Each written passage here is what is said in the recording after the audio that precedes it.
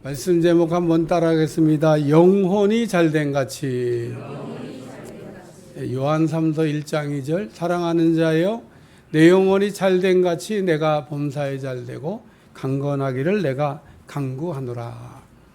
사도 요한이 가이오 장로에게 편지를 쓰면서 영혼이 잘된 가치가 중요하다라고 하는 말씀을 함과 동시에 영혼이 잘된 같이 된 사람이 되라고 말씀한 내용입니다. 우리가 영혼이 잘된 같이 된 사람이 되면 범사도 잘되고 또 강건하게 된다는 말씀 믿어지시면 아멘. 그래요. 오늘 우리는 그러기 때문에 우리는 무엇보다도 영혼이 잘된 가치가 된 사람이 되어야 되겠습니다. 헬라어로 이 영혼이 잘된 가치라고 하는 이 말은 푸시케라고 하는 단어를 쓰는데 영어로는 soul이라고 하는 단어를 사용합니다. 한마디로 우리 영혼이 잘된 같이 된 이 사람이란 이 뜻은 GQ, 심성이 좋은 사람, 심성이 제대로 작동하는 사람을 뜻한다는 겁니다. 왜 우리가 영혼이 같이 잘된 같이 된 사람이 되어야 될까? 우리가 영혼이 잘된 같이 된 사람이 안 되면 그럼 어떻게 될까? 우리가 이거를 한 번만 이렇게 생각해 보면 답이 금방 나옵니다. 첫째는 영혼이 잘된 가치가 안 되게 되면 우리가 날마다 계속해서 죄를 짓게 됩니다. 두 번째는 아무 일도 못합니다.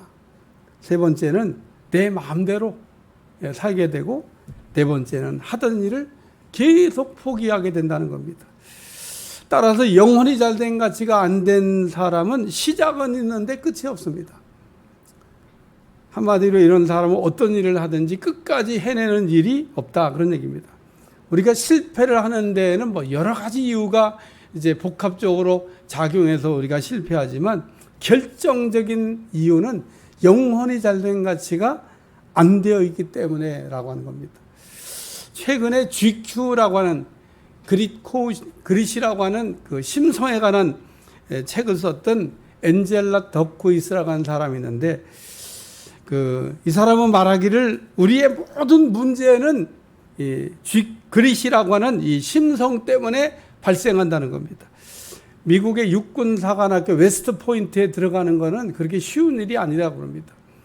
그래도 뭐 해마다 젊은이들이 그 육군사관학교 웨스트 포인트에 들어가기 위해서 도전을 하는데 들어가는 그 문이 좁은가 봐요.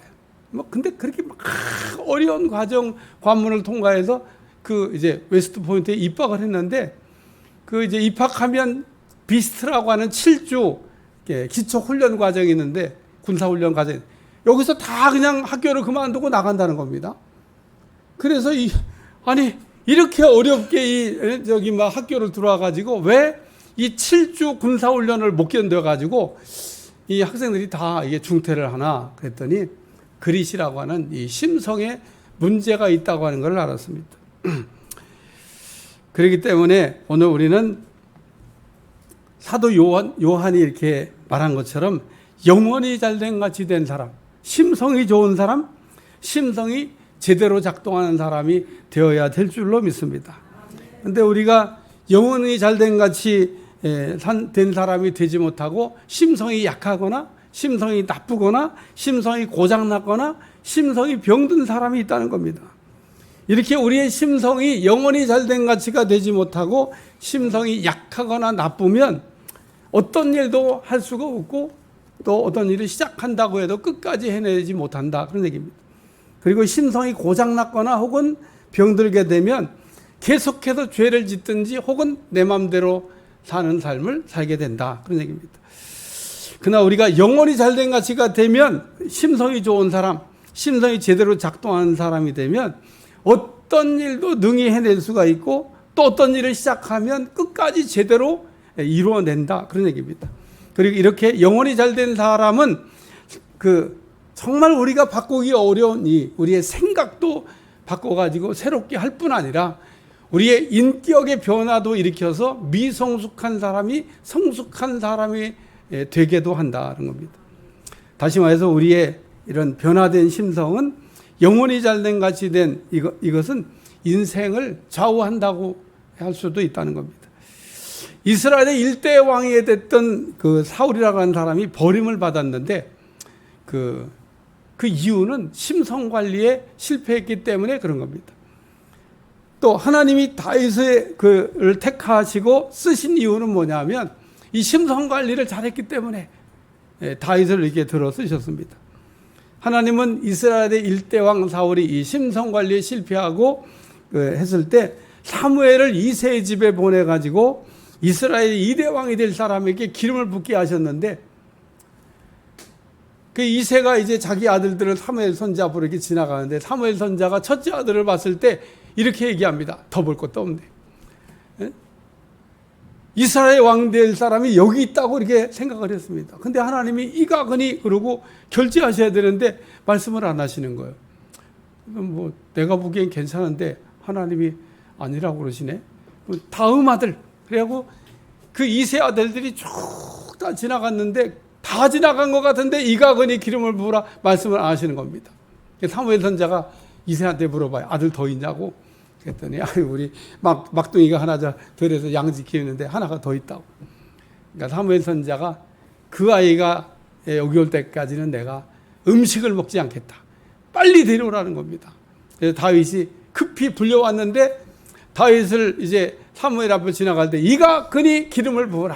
그러면서 그 다윗에게 기름을 부어갖고 이스라엘의 2대 왕이 될 사람이 되게 하셨다는 겁니다. 그래서 이스라엘의 2대 왕이 될 사람의 기름을 부으시면서 하셨던 말씀이 있습니다. 사무엘상 16장 7절 여호와께서 사무엘에게 이르시되 그의 용모와 길을 보지 말라. 내가 이미 그를 버렸노라. 내가 보는 것은 사람과 같지 아니 사람은 외모를 보거니와 나 여호와는 중심을 보노니라 하시더라. 하나님이 사람을 쓰실 때 그 외모를 보는 게 아니라 중심을 보신다 이런 뜻입니다. 다시 말해서 하나님은 영혼이 잘된 같이 된 사람, 심성이 좋은 사람, 심성이 정상적으로 작동한 사람을 쓰신다 이런 말씀입니다.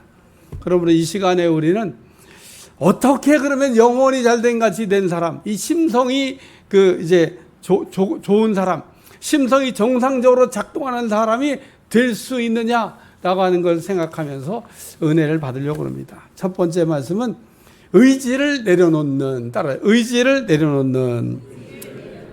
그래요. 우리는 의지를 내려놓으면 영혼이 잘된 같이 된 사람이 되고 심성이 바뀌고 심성이 제대로 작동하게 된다. 그런 얘기입니다. 이것이 우리가 영혼이 잘된 가치가 되게 하는 첫 번째 방법이라는 겁니다. 구약의 제사법을 보면 제물을 하나님께 드릴 때는 그 뿔 자르고 다리 자르고 내장 꺼내갖고 씻어서 드려라 이렇게 되어 있습니다. 우리가 하나님께 드리는 제물을 뿔을 자르고 다리를 자른다고 하는 것은 곧 의지를 꺾는다. 의지를 내려놓는다. 그런 뜻인 겁니다. 우리가 하나님 앞에 제물을 드릴 때 뿔 자르고 다리 자르듯이 우리의 고집에 아집에 뿔과 다리를 잘라가지고 하는데 이거 잘 안 되는 사람이 있습니다. 내가 뭔가를 이렇게 해보려고 하는 그거 내려놔야 된다는 겁니다. 그리고 이렇게 내가 뭔가 하려고 하는 거를 우리가 내려놓을 때 심성의 변화가 일어난다 그런 얘기입니다. 그럼 우리는 심성을 바꾸기 위해서 먼저 의지를 풀고 내려놔야 된다는 거예요. 따라서 의지를 풀고 내려놔야 된다. 우리는 그냥 한 번 뜻을 정하면은 안 바꾸려고 하는 그 아주 나쁜 그 습관이 있습니다. 우리는 한 번 뜻을 정하면 쉽게 바꾸는 것도 그 문제지만은 우리가 뜻을 한 번 정했는데 절대 바꾸지 않는다 그러고 안 바꾸는 건요 더 큰 문제라는 겁니다. 우리가 아침에 이렇게 일어나면 사람들이 다 뜻을 정합니다. 오늘 내가 할 일을 정한다 그런 뜻입니다. 사실 이렇게 뜻을 정하지 않고 하루를 사는 사람은 아무도 없습니다. 우리가 어떤 일을 하든지 혹은 어떤 사람을 만나든지 어떤 장소에 가든지 간에 뜻을 정했기 때문이고 또 우리의 인생은 이렇게 내가 정한 뜻에 의해서 펼쳐지게 된다는 겁니다. 마태복음 26장 39절 조금 나아가서 얼굴을 땅에 대시고 엎드려 기도하여 이르시되 내 아버지여 만일 할만하시거든 이 잔을 내게서 지나가게 하옵소서. 나 나의 원대로 마옵시고 아버지의 원대로 하옵소서. 예수님께서 겟세마네 동산에서 기도하실 때 하셨던 내용입니다. 예수님은 어떻게 기도를 하고 있습니까? 나의 원대로 마옵시고 아버지의 원대로 되길 원합니다. 이렇게 기도하고 있습니다. 예수님께서 겟세마네 동산에 기도하실 때 제일 먼저 한 일이 뭐냐면 내 뜻을 이렇게 내려놓은 겁니다. 우리도 기도할 때 제일 먼저 해야 될 일이 뭐냐면 내 뜻을 내려놓는 것이고, 우리는 기도하면서 내 뜻이 내려놔질 때까지 기도하셔야 됩니다. 이게 이렇게 쉽게 잘 되는 분도 있지만 그 뜻이 안 내려져 가지고 막 어려움을 겪는 사람이 있습니다. 한번 해보세요. 내 뜻을 이렇게 내려놓는 거.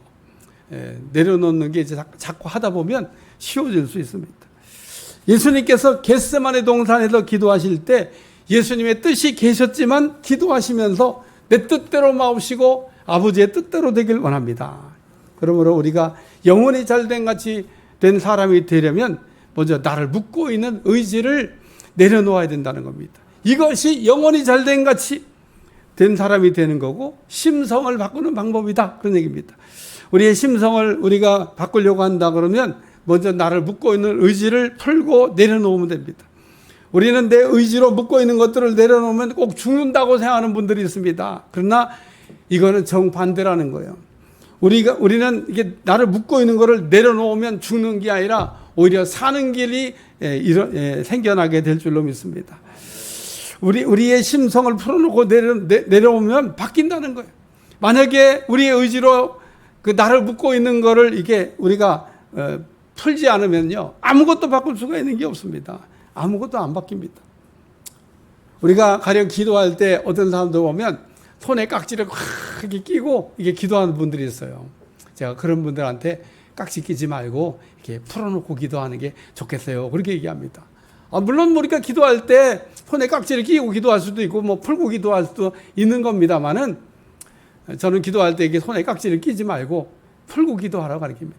제가 이번에 군산에 가가지고 성령사역 하는데 이 학생들이 많이 나왔더라고요. 그래갖고 이 학생들이 막 성령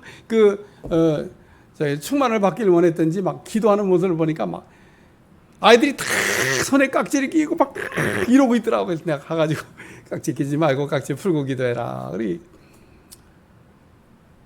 우리가 기도 이렇게 하다 보면요, 성령님께서 내 손을 가지고 해야 될 일이 많습니다. 그리고 실제로 성령님께 내 손을 쓰셔가지고 일을 많이 하십니다.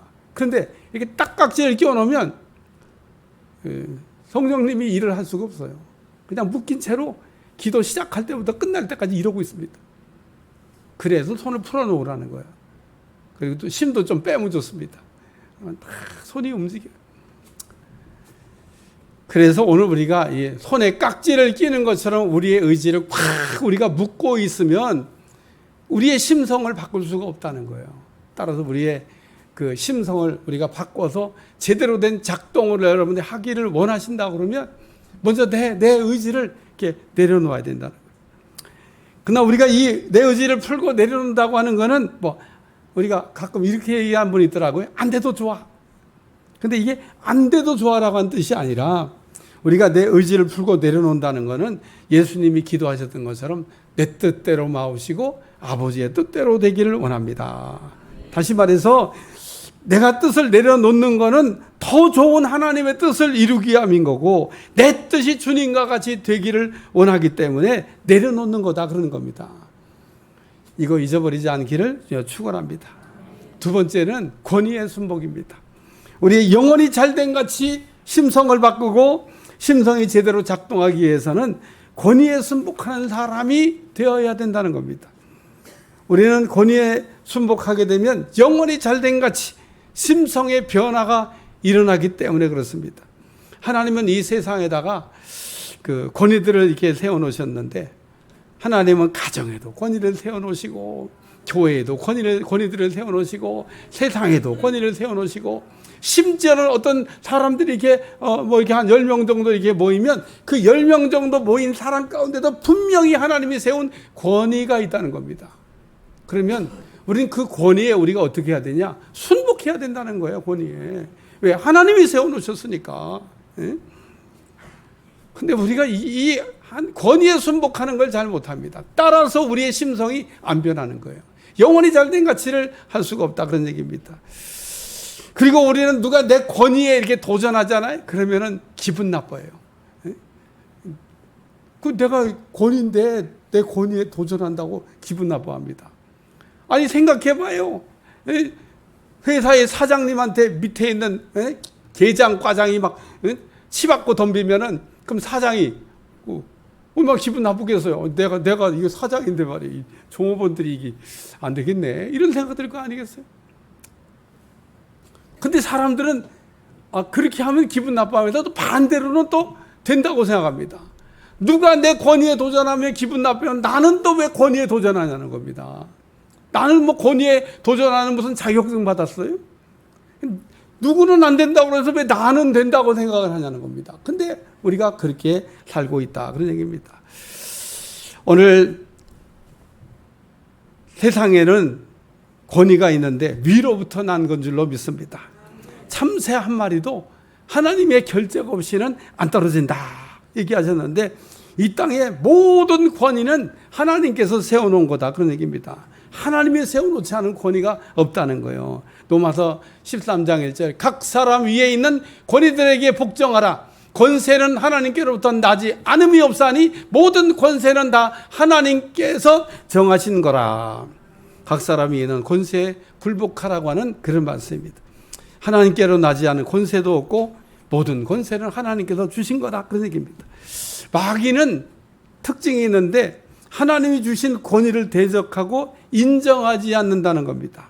그러므로 우리가 하나님이 주신 권위를 인정하지 않고 대적하면 마귀가 되는 겁니다. 마귀는 아니지만 마귀 편 되는 거예요. 마귀하고 같은 사람이 된다, 그런 얘기입니다. 그러므로 우리는 하나님의 권위를 인정하지 않고 대적하는 마귀처럼 되지 마시고, 하나님이 주신 그 권위를 우리가 알고 권위를 인정하고 권위에 순복하는 사람 되어서 여러분의 안에 있는 그 심성이 정상적으로 작동하는 영원히 잘된 사람 되시기를 주여 축원합니다. 그래서 우리는 하나님 주신 권위에도 거역하면 안 되고 땅에다 세워놓은 권위에게도 거역하면 안 된다. 우리가 권위를 알고 권위를 순복할 때 우리에게 그 은혜가 온다, 그런 얘기입니다. 다윗이 어떤 사람입니까? 여러분, 이 다윗은 어렸을 때부터 권위에 순복을 했던 사람입니다. 사무엘상 16장에 보면 사무엘 선자가 베들레헴에 있는 이새의 집을 와가지고 왔다, 그런 소문이 들렸을 거예요. 온 동네가 요란했을 겁니다. 왜? 그 유명한 사무엘 선자가 왔는데, 그것도 이새의 집에 왔는데, 그리고 사무엘 선자가 말하기를 아들들을 내 앞으로 한번 지나가게 해보세요. 그러니까 이새 아들들이 들에서 양치고 있던 아들도 있을 거 아니에요. 그러니까 아버지가 들어오라 하니까 그냥 다윗 보고 양 잘 지켜. 에? 그리고 또 위에 있는 형과 양 잘 지켜. 그리고 전부 다 들어갔는데 막내인 다윗은 들어갈 수가 없어요. 왜? 맨 아래니까. 에? 자기보다 위에 있는 권세들이 양 잘 지켜. 그러니까 네, 그런 집에 들어가지도 못하고 양 지키고 있는데, 나중에 이새가 부르잖아요. 집에 갔는데 이가근이 기름을 부으라. 다윗이 어렸을 때부터 그 권위의 순복을 잘했다, 그런 얘기입니다. 다윗도 그 형들의 안부를 물려고 가다가 골리앗이 이스라엘을 막 비방하는 걸 봤는데, 그때 어떤 놈이 하나님을 이렇게 모욕하고 비방하냐, 내가 한번 나가 싸워보겠다. 그러니까 이 사울 왕이 전신갑주를 이렇게 내주면서 야, 이거 입고 나가서 싸우라 그러고 전신갑주를 내주면, 그게 어른들이 입는 옷이지 아이가 입는 옷이 아니에요. 그러면 권위에 순복할 줄 모르는 사람은 그런 때 어떻게 하냐, 그거 제가 입을 수 있는 옷이 아니에요. 입으면 많아요. 그걸 뭘 입어요. 그리고 아예 그냥 처음부터 거역하는 소리 했을 텐데, 성경을 읽어보면 묘한 표현이 나옵니다. 다윗이 사울이 내준 그 전신갑주, 자기 몸에 맞지도 않는 전신갑주를 입어봤다 그래. 입어봤다고.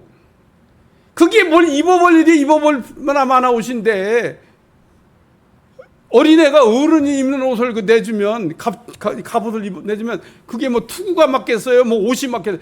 그게 맞지도 않는 옷. 근데 다윗은 다 입어보고 벗어놓은 다음에 나한테 안 맞으니까 제가 그냥 평상시에 그냥 손에 익은 물매를 들고 나가서 싸우겠습니다 라고 얘기했다는 겁니다. 이게 다윗이 갖고 있는 권위에 순복하는 마음이라는 거예요. 사울왕이 내어주니까 입어본 겁니다. 이거 입고 싸우라니까 입어본 거예요. 근데 입어가 안 되는 겁니다. 그러니까 입어봤는데 안 되니까 그냥 벗어놓고 권위에 순복하는. 그리고 다윗이 또 나가서 전쟁을 얼마나 잘합니까? 그래가지고 나갈 때마다 이고 들어오니까 또 백성들이요 철이 없어요. 그런 얘기는 조그맣게 해야 되는데 막 사울왕 귀에 들리도록 사울은 천천히요, 다윗은 만만히요. 제가 들어도 기분 나쁠 것 같아요. 그러니까 그냥 저놈을 죽여야 되겠다. 그러고 그날로부터 사울이 다윗을 죽이고 쫓아다니는데 다윗이 사울을 거꾸로 죽일 수 있는 기회가 있었습니다. 그런데도 그 밑에 있는 부하가 얘기해요. 내가 가서 그냥 창으로 찌르면 2번 찌를 것도 없습니다. 1번 찌르면 죽일 수 있습니다. 그래도 다윗이 그러면 안 된다. 왜? 하나님이 세워놓은 권위니까 우리가 그렇게 하면 하나님의 권위에 대적하는 안 된다고. 그래서 다윗이 죽일 수 있음에도 죽이지 아니하고 때를 기다렸던 다윗. 그래서 다윗은 어렸을 때부터 계속해서 권위에 순복하는, 이렇게 권위에 순복이 되는 사람을 영원히 잘된 같이 된 사람이고, 심성이 제대로 된 사람, 좋은 사람이고, 심성이 정상작동하는 사람이라고 제가 이야기 드렸습니다. 오늘 여러분이 권위에 순복함으로 여러분의 심성이 정상적으로 움직이게 할 수 있는 여러분들이 되시기를 주여 축원합니다.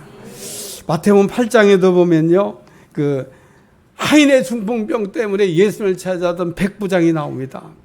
예수님께 나와가지고 하인이 병들었다고 얘기하니까 예수님이 내가 가서 고쳐주리라 그러고 얘기합니다. 그러니까 이 백부장이 대답하기를, 마태복음 8장 8절에서 9절, 백부장이 대답하이르되 주여 내 집에 들어오심을 나는 감당하지 못하겠사오니 다만 말씀으로만 하옵소서. 그러면 내 하인이 낫게 싸움나이다. 나도 남의 수하에 있는 사람이요 내 아래도 군사가 있으니 이더러 가라면 가고 저더러 오라면 오고 내 정도로 이것을 하라면 하나이다. 예수님께서 백부장의 말을 듣고 놀랍게 여겼다고 말씀하고 있습니다.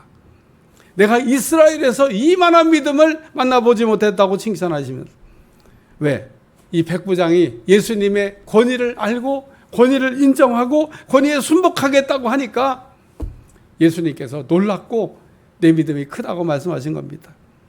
우리는 위에 있는 하나님의 권위에도 우리가 순복해야 되고, 또 하나님이 이 땅에 많은 위임해 놓은 그 권위들에게도 우리가 순복할 때 우리가 영원히 잘된 사람같이 되어서 심성이 온전하게 될 줄로 믿습니다.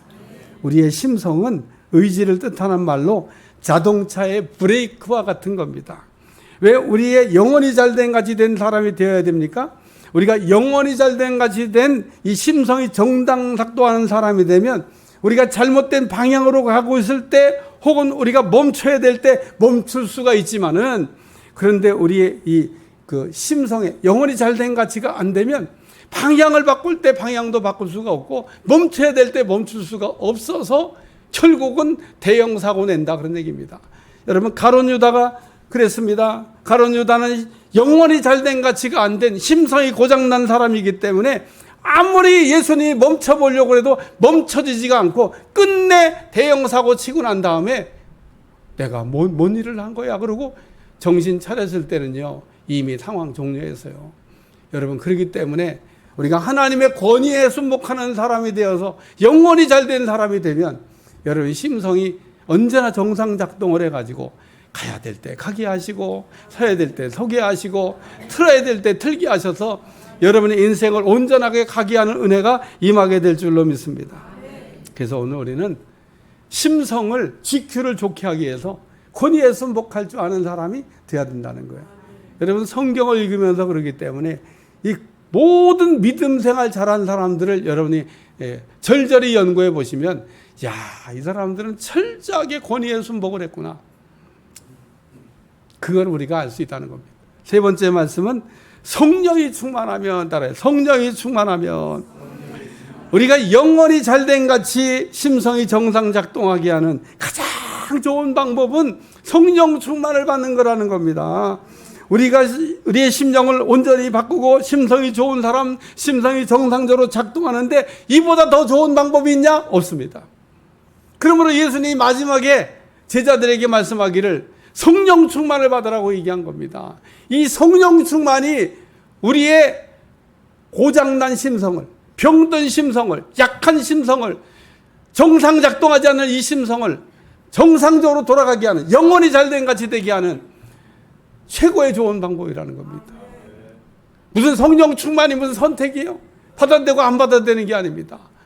무슨 성령 충만을 뭐 받고 싶으면 받고 안 받고 싶으면 받고, 그게 아닌 겁니다. 우리가 성령 충만을 받아야 영원히 잘된 가치가 되기 때문에 목숨 걸고 받으셔야 돼요. 그리고 성령 충만 받았으면 그 성령 충만에 그거를 계속 유지하셔야 될 줄로 믿습니다. 사도행전 1장에 보면 예수님이 부활 승천하시기 전에 그 예루살렘을 떠나지 말고 내게 들은 바 아버지의 약속하신 것을 기다리라. 요한은 물로 세례를 베풀었거니와 너희는 몇 날이 못되어 성령으로 세례를 받으리라. 이렇게 말씀하셨는데, 그러므로 초대교회 120문도가 마가의 다락방에 모여가지고 전심으로 성령 충만 받기를 기도했습니다. 그리고 모였던 사람들이 다 성령 충만을 받았다고 얘기했어요. 근데 우리가 성령 충만을 받으면 성령의 말하게 하심을 따라 각기 다른 방언을 하게 된다는 겁니다. 그래서 우리가 성령 충만을 받으면 이렇게 각기 다른 방언을 하게 되는데, 우리가 어떻게 하면 이런 성령 충만을 우리가 받을 수 있냐? 답은 아주 간단합니다. 왜 성령 충만을 못 받나? 이렇게 보니까 성령 충만을 받으려고 기도를 안 하니까 못 받는 겁니다. 제가 이번에 군산에 집회 갔을 때 그 담임 목사님이 그 묘한 그 식사 자리에서 묘한 얘기를 하더라고요. 요번 낮 집회 때 우리 교회 주로 엉덩이 무거운 분들이 다 나왔어요. 그러더라고. 이 엉덩이 무거운 분들이 다 나왔어요가 무슨 얘기냐면 그동안 수도 없이 부흥 강사들이 지나갔을 거 아니에요. 그때마다 은혜 받으러 나오면 안 나오는 사람들이야. 네, 엉덩이가 무거워서 절대 안 나와. 네?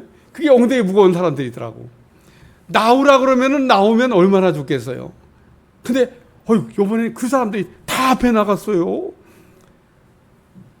하나님은 여러분이 앉아있는 자리야 여기까지는 불과 한 20m, 30m 밖에 안 되는 거리지만 하나님은 거기 앉아있다 엉덩이를 떼고 여기까지 나오면 은혜를 세게 주시는 줄로 믿습니다. 그게 권위의 순복이기도 하지 뭐. 그렇죠? 예? 나오라고 할 때는. 그래갖고 그 엉덩이 무거운 분들이 야 정말 몇 날이 못되어 성령을 주신다는 말씀처럼 그날따라 점심 식사가 예약됐어요. 식당이 그 아주 잘 되는 식당이라 식사 시간을 예약해놨대.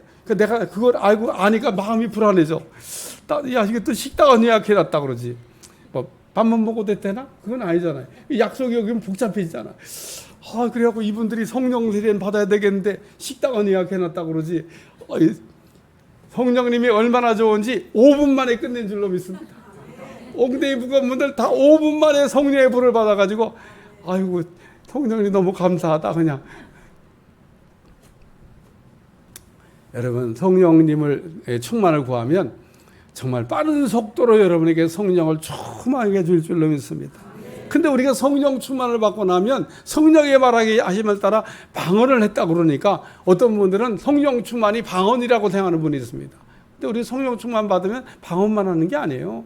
예언도 합니다.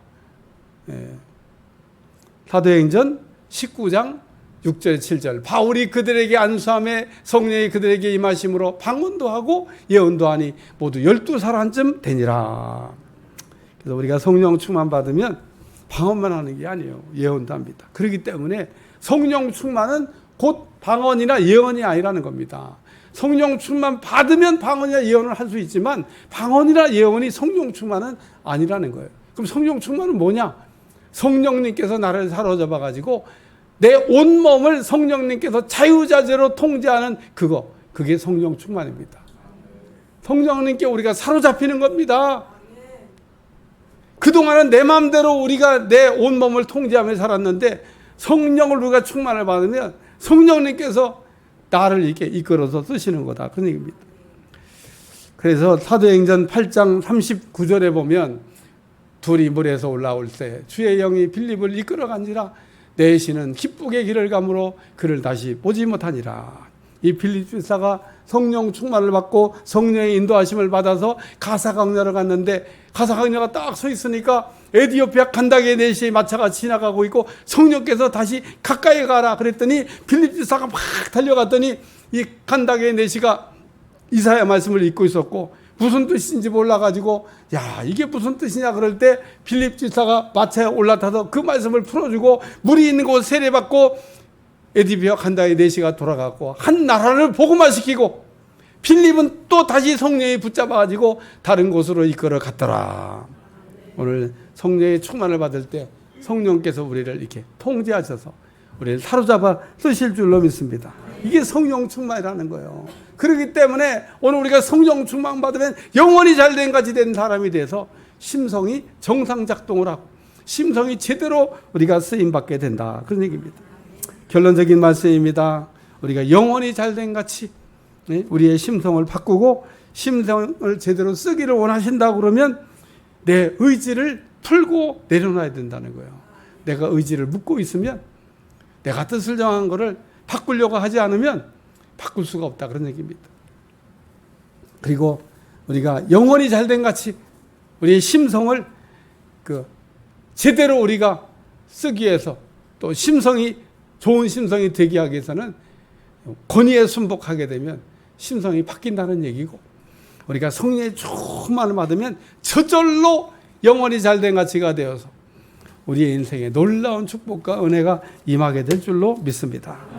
기도하겠습니다. 하나님 오늘도 영원히 잘된 같이 우리의 심성, 직추가 변화되게 도와주시고 우리가 예수님 안에서의 좋은 심성으로 쓰임받게 하시고 우리 인생을 바꿔 쓸 수 있도록 축복해 주옵소서.